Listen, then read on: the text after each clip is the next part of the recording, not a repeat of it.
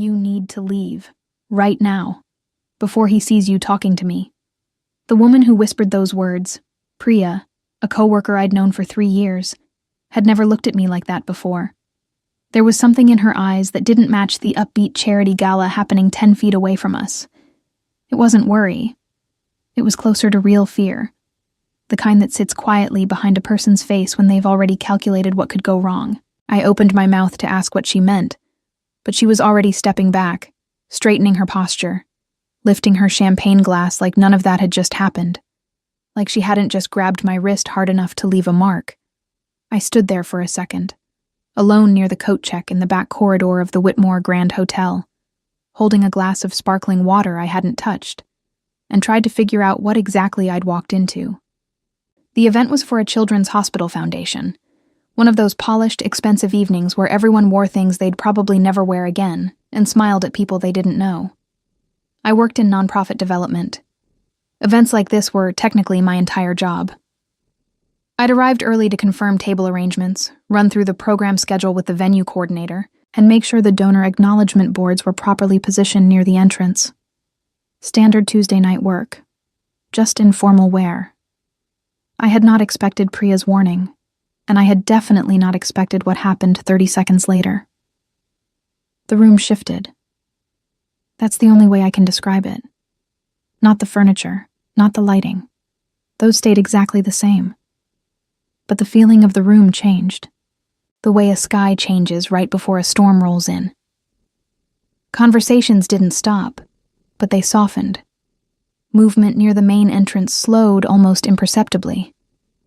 Even the 2 waitstaff who'd been crossing the floor with trays paused for just a fraction of a second before continuing as if they hadn't noticed anything at all. I turned to look. There were 4 of them at first, men in dark suits, positioned with the kind of casual deliberateness that doesn't happen by accident. Not security guards, not exactly. They held no visible earpieces, carried no clipboards. They simply occupied the space in a way that made it clear the space now belonged to someone else. And then he walked in. He wasn't the tallest person in the room, and he wasn't the loudest. Actually, he said nothing at all for a long moment, just stood at the entrance and let his eyes move slowly across the hall with the unhurried patience of someone who has never once had to rush. He wore a black suit that fit like it had been made specifically for him, which it probably had. His shirt collar was open 1 button lower than everyone else's, and along the left side of his neck, visible just above the fabric, was the edge of something inked into his skin. A tattoo that disappeared beneath the collar, intricate and dark. His hair was pushed back from his face. His jaw was set. He looked maybe 30, but carried himself like someone who'd lived considerably longer. I didn't know his name yet. I didn't know anything about him.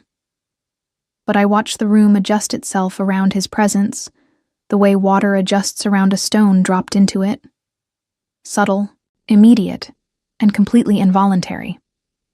The Foundation's executive director, Gerald Marsh, was at the man's side within 40 seconds. Gerald, who routinely kept senators waiting 15 minutes, who had once told a major donor that his table placement was non-negotiable. Gerald moved across that room like he'd been summoned. His body language was different too. Smaller, somehow. More careful. I should have walked the other direction. Priya had essentially told me to.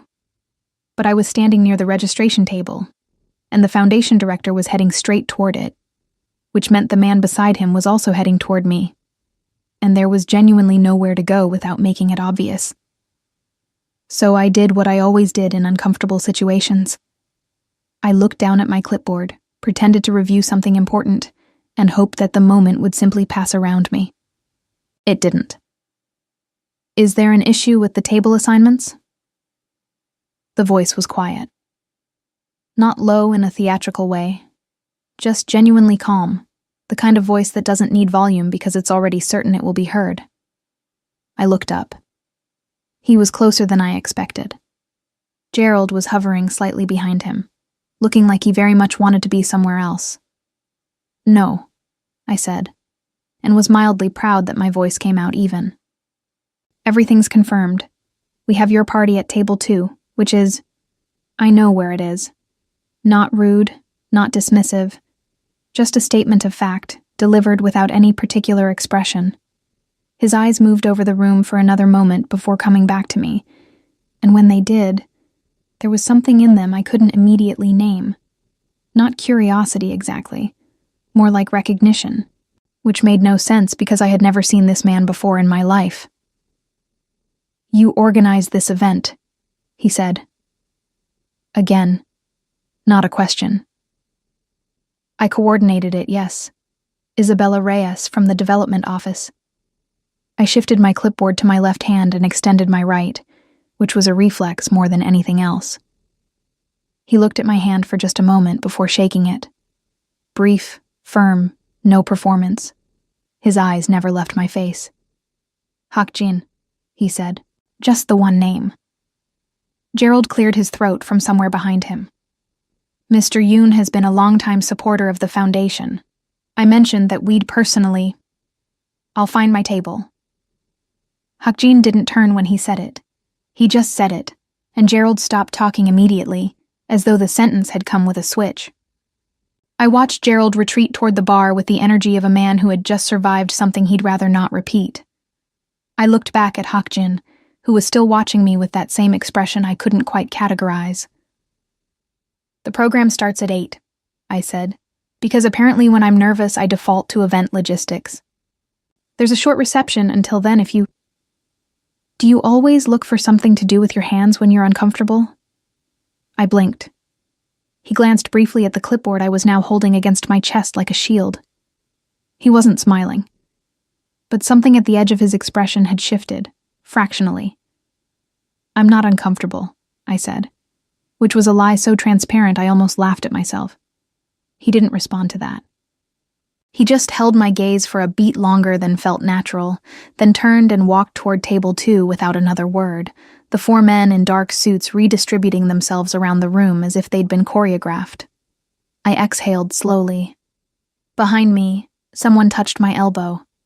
I turned to find Priya again, her champagne glass replaced by a look of concentrated dread. That's Hakjin Yoon, she said quietly, like his name was something that needed to be handled carefully. Isabella, please tell me you did not just have a conversation with Hakjin Yoon. He asked about the table assignments, I said. I work here, Priya. I couldn't exactly... He doesn't come to events like this. Her voice had dropped even lower. He never does. Nobody knows why he's here tonight. She paused. But he was looking at you before he even reached the registration table. I saw him. I turned to glance across the room. Hakjin was seated now, speaking to no one, his posture completely still, one hand resting on the table. But even from 30 feet away, through the movement of 100 other guests, I felt it with sudden and uncomfortable clarity. He was still watching me. I turned back to Priya, and I could feel my pulse doing something I didn't appreciate. I'm sure it's nothing, I said. She looked at me the way people look at someone who has just said something they will deeply regret later. Isabella, she said carefully. People in this city do not say his name out loud without a reason. People cross streets when his car is parked nearby. People leave jobs because their office happened to be 2 floors below one of his businesses. I stared at her. What are you saying? She pressed her lips together, chose her next words like she was picking something up off a very thin surface. I'm saying that I don't know what he wants, but I know that whatever it is, he always gets it. The program music started at the far end of the hall. Guests began moving toward their tables. The room filled with the soft noise of 100 separate conversations, glasses clinking, chairs pulling back against the marble floor. And across all of it, I was entirely certain, without looking, that Hakjin Yoon had not looked away. The rest of the evening should have been routine. I had a program to run. I had a microphone check to confirm with the AV team, a speaker who needed his notes reorganized at the last minute, and a board member who kept approaching me with increasingly minor complaints about the temperature of the room. These were the kinds of things I was good at. Small fires, quiet solutions, problems that dissolved when you paid enough attention to them. I did all of it. I smiled at the right people, redirected the board member toward a warmer spot near the east wall, handed the speaker a printed copy of his revised remarks. I did my job exactly the way I always did, but I kept track of where Hak Jin-yoon was in the room the entire time. Not intentionally, or at least not in a way that felt like a choice. It was more like the awareness was simply there, running underneath everything else. The way you're always aware of a sound that doesn't quite belong. Not loud enough to interrupt, but impossible to fully ignore. He didn't move much. That was the thing I noticed. Most people at events like this circulate. They work the room, trade introductions, refill their drinks twice, and their conversation partners 3 times. Hakjin sat at table 2 with the stillness of someone who had no interest in performing for anyone. The men stationed at the perimeter of the room, I'd counted 5 now, not 4, didn't circulate either. They just existed in their positions with a patience that felt practiced. At one point, a man in a gray suit approached Hakjin's table and leaned down to speak to him. I was across the room, near the stage, so I couldn't hear anything. But I watched. Hakjin didn't lean in to meet him. He didn't turn his body toward the conversation. He just listened, completely still, and then said something brief, 4, maybe 5 words. And the man in the gray suit straightened up immediately and walked away with the stiff posture of someone who had just been firmly corrected. That was all. No raised voices. No visible tension. Just 5 words, and the entire exchange was over. I realized I'd been holding my clipboard against my ribs again. Isabella. Marcus from the AV team touched my shoulder. The foundation director wants you at the podium before the remarks start. Right. Yes. I moved. The program went smoothly, the way it usually did when you spent 4 weeks preparing for it. Gerald gave his opening remarks. A pediatric oncologist talked about a research initiative the foundation was funding. A family shared a short, quiet story about their daughter that made half the room go very still. I stood off to the side of the stage and watched it all happen the way I always did. Not as an audience member, but as the person responsible for making sure the audience had what they needed. During the family's remarks, I let my eyes move across the room one more time. Hakjin was watching the stage. His expression hadn't changed, still that same composed, unreadable stillness. But something about the angle of his attention felt different than it had earlier. He wasn't scanning the room anymore. He was just listening to the family speak. His right hand rested flat on the table. He didn't clap along with the polite applause that rose and fell between segments. He just listened. I don't know why that detail stuck with me. It just did. The program wrapped at 9:40. People began collecting their things, saying their goodbyes, grouping near the exits in that slow, social way that means an event is ending, but no one wants to be the first to acknowledge it. I started my post-event walkthrough, checking that the donation envelopes had been collected from each table, confirming with the catering manager about leftover arrangements, making sure the foundation's display materials near the entrance would be properly packed. It was during this that I turned a corner near the hallway that led to the private dining rooms and almost walked directly into one of Hakjin's security detail. He was a large man, Korean, probably mid-30s, and he moved to the side to let me pass without a word. I murmured an apology out of reflex and kept going, but I'd only taken 3 steps when I realized there was someone else in that hallway. Hakjin was standing near the far wall, his jacket still perfectly in place, his phone in his hand, though he wasn't looking at it. He was looking at me. I stopped.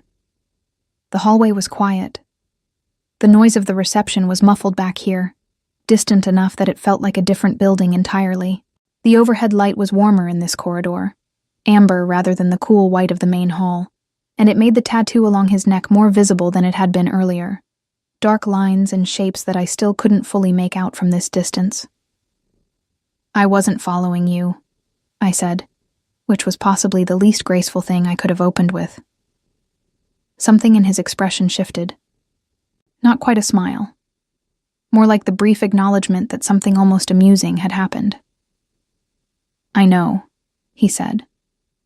I shifted the stack of collection envelopes in my hands and tried to remember that I was a professional adult who had navigated genuinely difficult situations before. "I'm just finishing my walkthrough. The side exit is... Where do you work?" He said it the same way he said everything, without preamble, without softening. "I told you, the Foundation's development office." "Before that," I paused. "Excuse me? You're too calm for someone who's been doing this job less than 2 years." He glanced at the envelopes in my hands, then back at my face. "The way you handled the speaker's remarks before the program. You've done that before. More than once. And not here." I didn't know what to do with the fact that he had apparently been watching me closely enough to notice how I handled a last-minute revision to a speaker's notes. I filed that away somewhere uncomfortable. "I worked in hospital administration before this," I said, carefully. "Event coordination was part of it."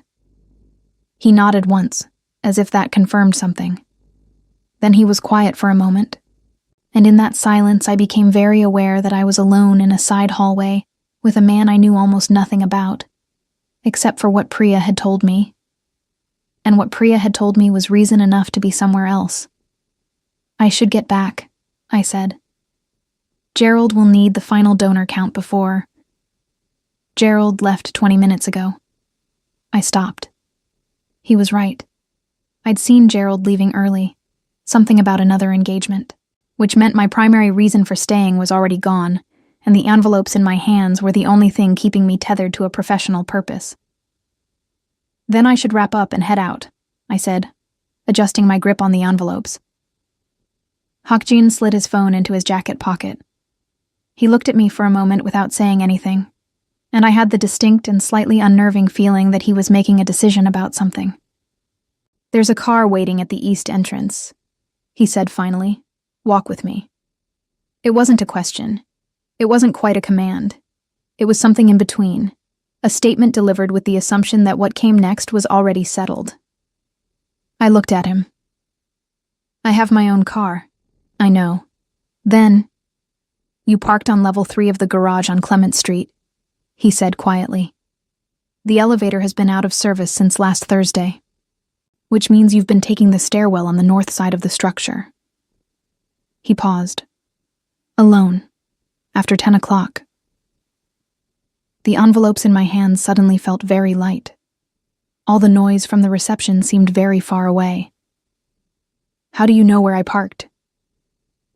He didn't answer that, and the fact that he didn't answer, the fact that he simply held my gaze with that steady, unruffled calm, told me more than any explanation could have. He knew because he had made it his business to know. The when and the how of that were details he saw no reason to provide. I should have been angry. Part of me was. But underneath the anger was something else. Something I didn't want to look at too directly, because it felt uncomfortably close to the awareness that someone had been paying attention to me, carefully, in a way no one had for a very long time. "I can manage a stairwell," I said, but my voice had lost some of its steadiness. "I'm sure you can." He straightened slightly and looked toward the corridor that led back to the main exit. "Walk with me anyway." The 5-second silence that followed was the longest I'd experienced in months. I thought about Priya's face. I thought about the man in the gray suit who'd walked away from that table, looking like he needed a moment to collect himself. I thought about the way the room had changed when Hakjin walked into it. Then I thought about a parking garage stairwell at 10:15 on a Tuesday night. "Just to the east entrance," I said. He started walking, not waiting for more of an answer than that. I followed, 3 steps behind, then 2, and then somehow beside him, the hallway opening back up toward the soft lights of the lobby, the last of the evening's guests filtering out through the main doors ahead of us, none of them looking our way. None of them except Priya, who was standing near the coat check with her wrap half over her shoulders, and who saw me walking alongside Hakjin Yoon with an expression on her face that I could only describe as the specific alarm of someone watching a person they care about, make a choice they don't fully understand yet. I kept walking. The east entrance of the Whitmore Grand opened onto a side street that most guests never used. There was a black car waiting exactly where he'd said there would be. A dark SUV, engine running, parked with the kind of precision that suggested the driver had been told not to move under any circumstances. One of the security detail was already at the door before we'd even reached the sidewalk. Not rushing. Just there. The way they were always simply there. As if they materialized from the edges of whatever space Hakjin occupied. I stopped at the bottom of the hotel steps. "Thank you for the..." I started. "Clement Street is 7 blocks from here," Hakjin said, without breaking stride. He stopped beside the car and looked back at me. "The driver will take you." "That's not necessary. It's 10:20. I'm aware of what time it is." He looked at me with that same expression that gave away nothing, and somehow communicated everything. One of the security men near the car shifted his weight slightly, and I had the irrational thought that every single person in Hakjin's orbit had learned to exist in a state of absolute readiness, like instruments waiting to be played.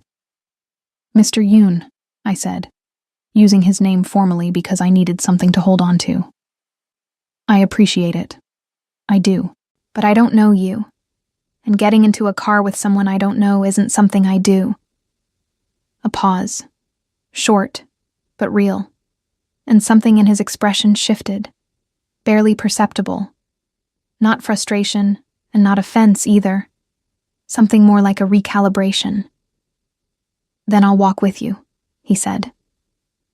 I opened my mouth to decline that too, and then I thought about what exactly I was declining. An escort, at night, 7 blocks, from a man who, whatever else he was, had not been anything other than direct and composed since the moment I'd met him. I thought about the stairwell again. I thought about the fact that I'd been parking on level 3 for 6 weeks and had never once mentioned to anyone at the office that the elevator was broken because I didn't want to make a thing of it. "Fine," I said, before I could overthink it further. "But I'm walking." He said something brief to the driver in Korean. The driver nodded. The car stayed where it was. 2 of the security men fell into position, not close, not hovering, but present in that peripheral way I was already becoming familiar with. We walked. The street was quiet enough that our footsteps were audible on the sidewalk. The November air was sharp, the kind of cold that reminds you winter isn't waiting for permission. I still had the foundation envelopes tucked under my arm, which felt faintly absurd given the circumstances. For nearly half a block, neither of us said anything. I was waiting for him to say something, which I suspect he knew.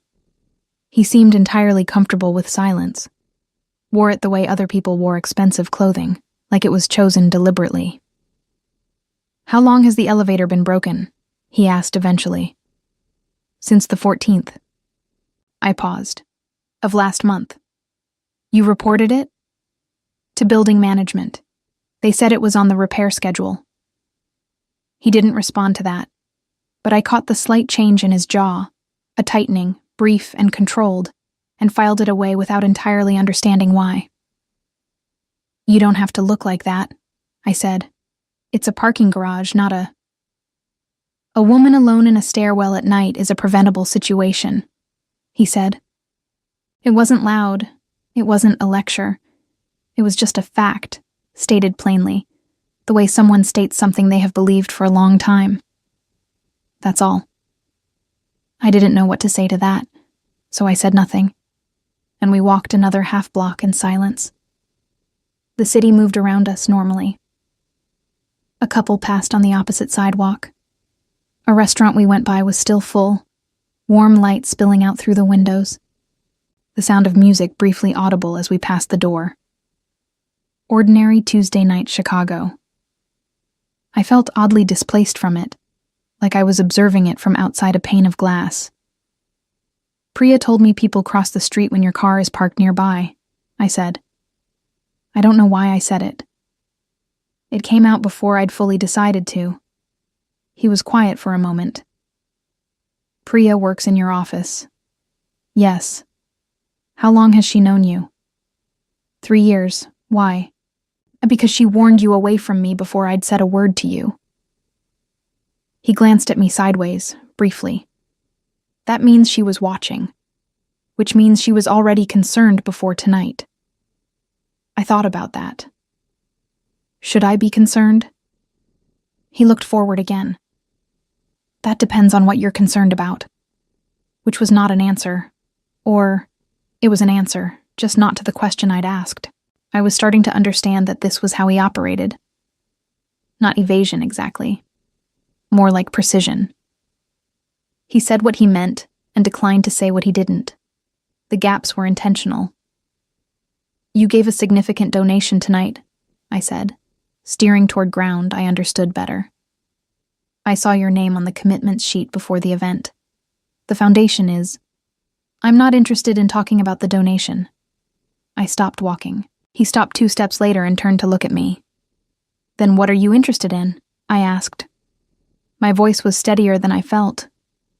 Because you've walked 7 blocks out of your way, which I'm assuming is not something you do, and you haven't told me a single thing about yourself that I couldn't have found on a publicly available donor list. He studied me for a moment. The nearest streetlight was half a block back, so his face was mostly in shadow, but I could see his eyes, dark, steady, focused on me with an attention that felt like pressure without being unkind. You organized an event for 200 people, he said, managed 4 separate problems in the first hour alone, and at no point looked overwhelmed. But when I spoke to you at the registration table, you held that clipboard like it was the only solid thing in the room. He paused. I found that interesting. I stared at him. You were watching me that closely. Yes, just that. No apology, no elaboration. Yes. I turned and started walking again, mostly because I needed a moment where he couldn't see my face. My heart was doing something unreasonable, and I needed it to stop. We reached Clement Street 2 minutes later. I found my parking ticket in my bag automatically, the kind of task my hands did while my brain was occupied elsewhere. The garage entrance was lit, familiar, and I was, genuinely, measurably, relieved to see it. Not because I'd felt unsafe during those 7 blocks, but because proximity to Hak Jin-yoon had a quality to it I didn't have good language for yet. Something about the way he paid attention made the world around him feel more vivid and more weighted than normal. At the entrance to the garage, I turned to face him. Thank you, I said, for walking with me. He nodded once. North stairwell? I added, because apparently I was now narrating my own movements to a man I'd known for 3 hours. I know. I looked at him. You're going to stand here until I'm inside, aren't you? He didn't answer, but he also didn't move. I shook my head slightly, more to myself than to him, and walked into the garage. My footsteps echoed. I counted 3 flights without thinking about it, pushed through the door to level 3, found my car where I'd left it, unlocked it, sat down. And then I sat there for a moment longer than necessary, hands on the wheel, staring at the concrete pillar in front of me. I didn't know what Hak Jin-yoon was. Not fully. Priya's warnings were vague in a way that felt deliberate, the way people are vague about things they think are too large to fully name. I knew he was from a powerful family. The name Yoon appeared on enough foundation materials that I'd absorbed it without meaning to. I knew he had security because powerful people had security. I knew that something about the way people behaved around him suggested the kind of authority that didn't come from a title on a business card. What I didn't know was why he'd spent an evening watching me reorganize a speaker's notes. My phone buzzed. Unknown number. I stared at it. Then I answered, because I was apparently incapable of making the sensible decision tonight. The elevator repair is scheduled for Friday, Hak Jin said. I made a call. Use the west stairwell until then. It's better lit. The line went quiet. How did you get this number? I asked. But he'd already ended the call. I sat in the concrete silence of level 3 and thought about the fact that Hak Jin-yoon had, within the span of 40 minutes, arranged for an elevator repair, and acquired my personal phone number. And that somehow, in the middle of all of that, the feeling sitting heaviest in my chest wasn't fear. It was something I was much less equipped to handle. I didn't tell anyone about the phone call. Not Priya, who spent the better part of Wednesday morning watching me from across the office with the careful attention of someone waiting for a confession. Not my sister Dana, who called that evening and somehow knew, the way she always did, that something had shifted. She said I sounded different, and I told her I was just tired from the gala, which was true enough to pass. Not anyone. I went back to work. I drafted donor acknowledgement letters. I reviewed budget projections for the spring fundraiser. I ate lunch at my desk on Thursday because the catering order for a board luncheon had come in wrong, and I spent 40 minutes on the phone with the vendor sorting it out. Normal. Routine. The week moved the way weeks were supposed to move, forward and without ceremony. The elevator on Clement Street was repaired on Friday morning. I know because I used it. I stood in that small, humming box as it carried me up to level 3, and I thought about the fact that one phone call, from a man I had spoken to for a combined total of maybe 20 minutes, had accomplished something that 6 weeks of building management tickets had not. And I didn't know how to hold that. It wasn't a gift, exactly. It didn't feel like one. It felt more like a demonstration. Quiet, efficient, and pointed. I tried not to think about it too much. I mostly failed. The following Tuesday, I was at the foundation office late. Everyone else had gone home by 7. I was working through a grant application that needed to go out by end of week, sitting at my desk with a cold cup of coffee and a spreadsheet that kept throwing errors I couldn't locate. The office was one of those older Chicago buildings where the heating worked inconsistently, and the windows let in a draft if the wind was coming from the east, which it was that night. So I had my jacket on over my work clothes, and a scarf looped around my neck even indoors, which is the kind of detail that's embarrassing in retrospect. The lobby buzzer went off at 7:43. I almost didn't answer it. We had a night security guard on the building's ground floor, and late deliveries weren't unusual. But the guard's voice through the intercom sounded careful in a way that made me set down my pen. Ms. Reyes, there's a pause, the kind that means someone is standing right there. Visitor here for you. I went downstairs. Hokjin was standing in the lobby with one of his security detail positioned near the entrance. He was in a dark coat this time, open at the front, and he looked entirely out of place in the worn, fluorescent-lit lobby of a non-profit office building in a way that he seemed completely unbothered by. The security guard, a retired cop named Harold who had worked in this building for 11 years and was not easily impressed by anything, was standing with his hands behind his back, and an expression that suggested he had made a rapid and significant reassessment of his evening. "Mr. Yoon," I said. The fact that I used his name without thinking about it registered somewhere at the back of my mind. I wasn't expecting. "There's a situation with one of your board members," he said. No preamble. Gerald Marsh. He signed something he shouldn't have. It involves a contractor the foundation has been working with for the last 2 years. He reached into his coat and removed a folded document which he held out to me. "You need to see this before it becomes a problem you can't manage." I didn't take it immediately. "How do you know about our contractors?" "Take it, Isabella." The use of my name, the first time he'd used it, I realized, landed differently than I expected. Not loudly. Just specifically. I took the document.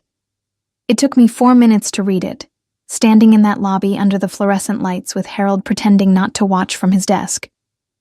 By the time I reached the 3rd page, I understood what I was looking at.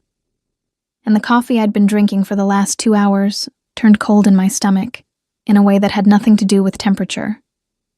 The contractor, a facilities management company the foundation had used for venue and equipment rentals, had been inflating invoices for 18 months. The document in my hands was a financial audit summary, detailed and annotated, with Gerald Marsh's signature on an approval form that either meant he had no idea what he was signing or that he was very aware of exactly what he was signing. "Where did you get this?" My voice came out quieter than I intended.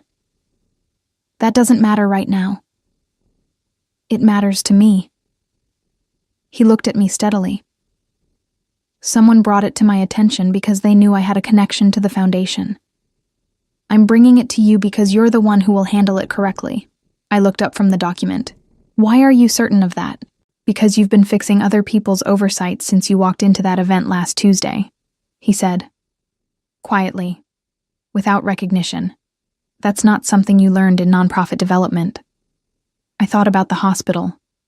The years I'd spent in administrative roles where the problems were always larger than the job description, where covering for other people's failures was simply part of the work, unnamed and uncompensated. I thought about why I'd left. If this goes to the board, I said slowly, Gerald could lose his position. The Foundation could lose its standing with several major donors. The contractor will lawyer up immediately. I looked at the document again. This is not a small thing. No, Hakjin agreed. It isn't. And you brought it to me. Not to Gerald. Not to the board chair. Not to a lawyer. Yes. Why? He was quiet for a moment. Not the avoidant quiet of someone who doesn't want to answer. The considered quiet of someone choosing exactly how to. Because Gerald will protect himself first, he said. The board chair will panic and make it worse. And a lawyer will take 6 months to do what you could do in 2 weeks if you had the information. He paused. You needed the information. I stood there holding a document that had the potential to unravel 2 years of the Foundation's work, in a drafty lobby at nearly 8 o'clock at night, and thought about the fact that a man I had met 7 days ago had apparently formed a detailed enough opinion of my competence to decide I was the right person to handle this. It should have felt presumptuous. Parts of it did. But he wasn't wrong about any of it, and I was tired enough and practical enough to know that. I'll need to verify this independently, I said. I expected that. And I'll need to speak with our legal counsel before I do anything else. Also expected. And you cannot be involved in whatever comes next. If your name is attached to this in any way, it complicates everything. Something in his expression shifted, barely. Understood. I folded the document carefully and held it at my side. Harold was still very busy looking at something on his desk. The security guard near the entrance was a statue. Why do you donate to the Foundation? I asked. It wasn't what I'd meant to say. It came out sideways, the way questions do when you're really asking something else. Hakjin looked at me for a moment. My sister was a patient at the Children's Hospital 17 years ago. She was 9. He said it plainly, without ceremony, the way someone states something that is simply true and has been true for a long time. She recovered. Not everyone does. I held that quietly for a second. The family from last week's program, the daughter, the parents' steady voices, moved through my mind briefly. I'm sorry, I said, that she went through that. He nodded once. Just once. The draft from the east window moved through the lobby, and Harold's desk lamp flickered briefly, and the moment passed. You should go home, Hakjin said. It wasn't dismissive. It had the same quality as everything else he said. Practical, direct, and underneath it, something that felt almost like concern, though I wasn't sure I was reading that correctly. It's late. So should you, I said, which was probably the least appropriate response to whatever this interaction had been. Something moved at the corner of his expression, that, almost not quite a smile again. My car is outside, he said. The driver will. I have my car, I said. The elevator works now. He held my gaze for a moment. It does. I walked toward the elevator, pressed the button, waited. Hakjin. I said his name before I'd decided to. He was halfway to the door. He stopped, didn't turn immediately. Thank you. For this. I held up the document slightly. For bringing it to me. He turned then, just enough to look back at me over his shoulder. Don't thank me yet, he said. Read it again when you're not standing under fluorescent lights. The third attachment is the part that matters. The elevator arrived. I stepped in. And as the doors closed, I caught one last glimpse of Harold at his desk, watching the lobby entrance where Hak-Jin had just walked out, wearing the expression of a man who had decided that whatever he'd just witnessed was something he would be thinking about for quite some time. I understood the feeling completely. The third attachment was a name. Not a company, not an invoice number. A name. Typed at the bottom of an internal memo between the contractor's billing department and someone listed only as a liaison. A name I recognized because it appeared on the Foundation's own organizational chart, 2 positions below Gerald Marsh, in a role I had always considered administrative and unremarkable. David Holt, our operations coordinator. 34 years old, had worked at the Foundation for 4 years, brought coffee to board meetings, and managed the vendor contact list, and was so thoroughly background that I could not, sitting at my kitchen table at 10:30 that night, recall a single conversation I'd had with him that lasted longer than 2 minutes. I read the third attachment 4 times. Then I called our legal counsel's emergency line, apologized for the hour, and read her the relevant sections. She was quiet for a long moment after I finished. Then she said, "Isabella, how did you get this?" And I said I'd explain everything in the morning, and she said, "Be in my office at 8. And that was that. I didn't sleep well. Not because I was frightened, exactly. More because my mind wouldn't stop moving through it, turning the pieces over, looking at them from different angles the way you do when something doesn't fully resolve. I kept coming back to Hak-Jin, to the fact that he had known, that somewhere in the overlap between his world and ours, this information had surfaced, and he had made a choice about what to do with it. He had chosen me. I didn't know what that meant. I wasn't sure I was ready to. The next 2 weeks were the most professionally demanding of my life. Legal counsel moved quickly once she had the documents. An independent audit was commissioned. David Holt resigned on a Thursday afternoon before anyone had formally confronted him, which told its own story. Gerald Marsh was placed on administrative leave while the board conducted its review. That part was harder, because Gerald had built the Foundation over many years, and there were people there who genuinely believed the best of him, and watching that belief collide with evidence was not easy to be near. I managed the internal communications. I coordinated with the auditors. I answered the board's questions as honestly and completely as I could, every time, without editorializing. I did my job. Through all of it, I didn't hear from Hak-Jin.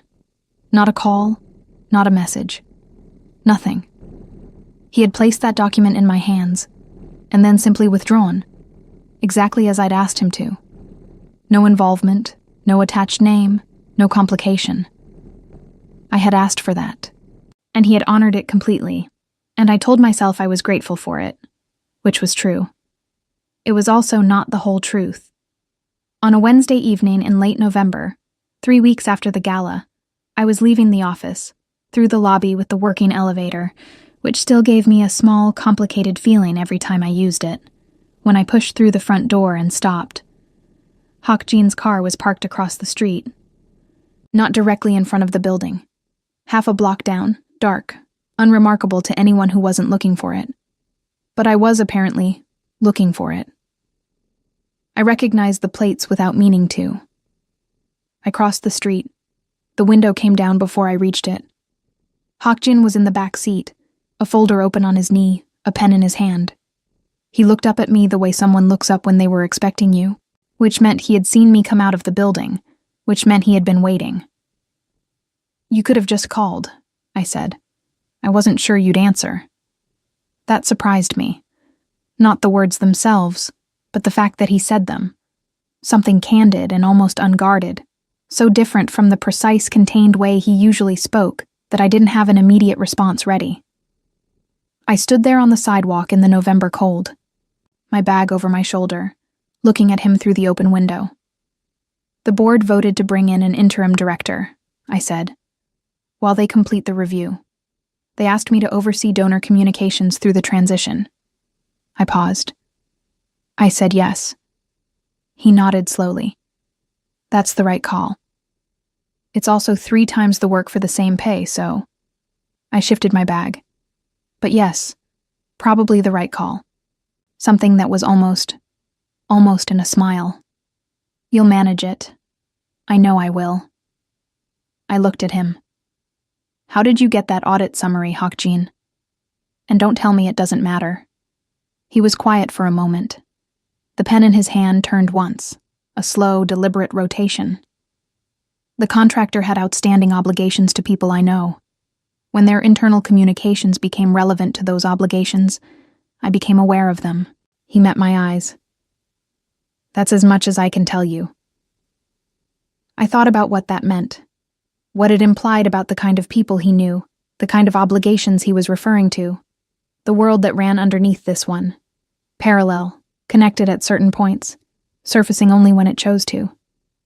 I had known, in some abstract way, since Priya's warning, that Hokjin Yoon operated in spaces I didn't have clear visibility into. Standing here on a November sidewalk, I felt the edges of that more concretely than I had before. Are you dangerous? I asked. Directly, the way he would have asked it. He didn't look away. To some people, yes. To me. The pause before he answered was the most important pause I'd experienced in a long time. No, he said. Quietly, but with a certainty that didn't sound like reassurance. It sounded like a fact he had already decided, and decided completely. I believed him. I wasn't entirely sure I should, and I believed him anyway, which told me something about where I was standing in relation to the situation that I probably needed to examine more carefully at some point. You've been watching out for me, I said. Not accusing, just naming it. Since the gala, not just the elevator, you've been keeping track of things. He didn't confirm it. He also didn't deny it. That's not something I agreed to, I said. I know. And it's not something you asked permission for. No. I looked at him for a long moment. The street was quiet around us. Somewhere down the block, a restaurant door opened and released a brief wave of warmth and noise before closing again. I don't know what to do with you, I said finally. It came out more honest than I intended. You don't have to do anything, he said. That's not why I'm here. Then why are you here? He closed the folder on his knee, set the pen down, looked at me with that focused, steady attention that I had spent 3 weeks trying to accurately describe to myself without success. I wanted to know that you were all right, he said. After everything with the foundation. It was a significant amount of pressure. 3 weeks of professional crisis, of 14-hour days and difficult conversations, and holding together an organization that was quietly coming apart at one of its seams. And this man had been out here, in the dark, on a Wednesday evening, wanting to know if I was all right. I didn't know what to do with that. I genuinely didn't. I'm all right, I said. My voice was steady, tired, but all right. He nodded. And then, because he was Hokjin, and he did nothing without intention, he reached into the folder and removed a small card, which he held out through the window. A phone number, handwritten. Not his, a different number, with a name above it. A therapist, I realized reading it. Someone who specialized in workplace crisis and professional burnout. She's good, he said simply, if you want to talk to someone who isn't involved. I took the card, looked at it, looked at him. You're a very strange person, I said. I've been told. I closed my hand around the card. The cold was settling into my shoulders now, and I should have been getting to my car. And I stood there for another moment anyway. I'm going to go home, I said. Eat something real for the first time in 4 days and sleep more than 5 hours. Good. And I'm going to think, I added carefully, about whether I want to continue having a whatever this is with someone I still know very little about. He held my gaze. That's fair. It might take me a while. I'm not going anywhere, he said. Not possessively, just plainly. A statement of position, the same way everything else he said was a statement of position. I stepped back from the car. He didn't ask me to stay. He didn't say anything else. He just watched me the way he always watched me, with that complete, unhurried attention that I had stopped trying to deflect and started trying to understand. I walked back across the street, through the door, into the elevator that worked now, that had worked for 3 weeks, because someone had made a phone call on a Friday morning and said, "Make it a priority." On the 3rd floor, I sat in my car and opened my hand and looked at the card. The thing I understood, sitting there, was that I had not arrived at this moment because I was naive, or because I had been careless. I had arrived here because I had done my job, and someone had noticed, and the someone who noticed was not simple or safe or easy to categorize. And maybe I didn't need him to be. Maybe I just needed to be honest with myself about what I actually knew, which was that this man had, without announcement or expectation, stood quietly at the edges of a very difficult 3 weeks and made sure I had what I needed. I didn't know yet what I would do with that, but I knew I wasn't going to pretend it hadn't happened. I started my car, pulled out of level 3, took the exit onto Clement Street and turned toward home. And somewhere behind me, I knew without looking, a dark car waited until I'd made the turn before it moved. I had stopped being unsettled by that. That, in itself, was probably the most significant thing I could have told anyone about where I stood.